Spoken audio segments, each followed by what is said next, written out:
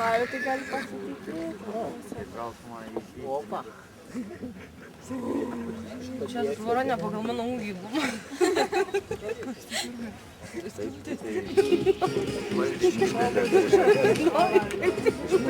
Čia bus tavo vieta.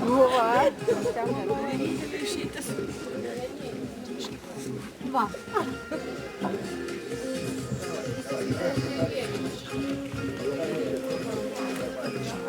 Beveik mano išvėra.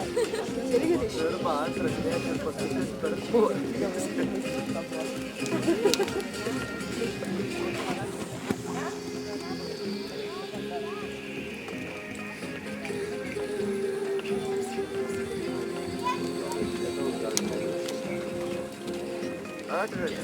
Gerai, pažiūrėk.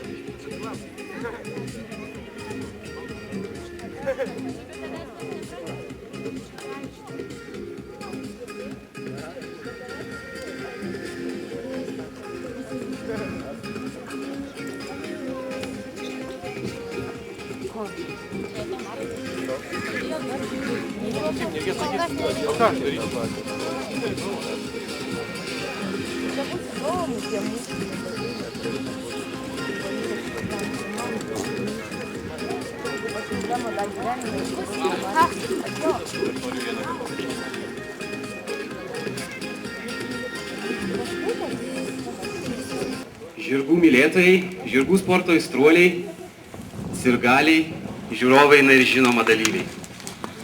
Noriu visus pasveikinti šį ankstyvą sekmadienio rytą susirinkusius į Lietuvos konkūrų vaikų, jaunučių ir jaunių pirmenybės.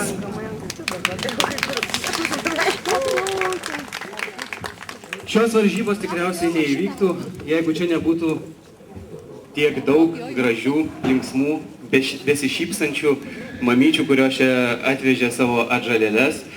O šiandien yra 1 gegužės sekmadienis ir manau visi žinote, ką tai reiškia, tai yra mamyčių diena. Noriu visas mamas pasveikinti šią progą, palinkėti būti ir toliau tokioms linksmoms, žavingoms, gražioms ir geroms mamoms. Žinoma, šie sveikinimai yra skirti taip pat ir vaikų namų auklėtojams, kurios čia atvežė tokį gražų būrį vaikų. Jos yra jiems ir mamos mylinčios, ir mokytojos, ir auklėtojos, ir geriausios draugės. Taigi sveikinu visas. Na, o dabar grįžkime prie to, dėl ko mes čia susirinkome. Kaip žinia, šiandieną čia suvažiavo patys geriausi jaunieji sportininkai visoje Lietuvoje. Jie, jų žirgai, treneriai stengsis iš visų jėgų tam, kad įrodytų, jog yra patys geriausi visoje Lietuvoje. Na, o varžybos yra skirtos šviesaus atminimo Romualdo Šileikio laimėti. Šį mylimą žmogų, geros širdies draugą, tėtį, vyrą, senelį, brolį, vadovą, mes prisimename kaip didį autoritetą, kuris be galo mylėjo žirgus, vaikus ir gyvenimą. To jis mokė ir aplinkinius. Jo dėka daugybė žmonių galėjo džiaugtis galimybę praleisti laiką su žirgais, jodinėti, dalyvauti varžybose. Jam blogas žirgas neegzistavo. Tik žmogaus neišmanymas arba kantrybės stoka dirbant su žirgu buvo pagrindinės žmogaus klaidos. Visuomet būsime dėkingi Romualdui už jo gyvenimo pamokas, patarimus, kantrybę ir pasitikėjimą. Todėl noriu visų paprašyti pagerbti atminimą tylos minute.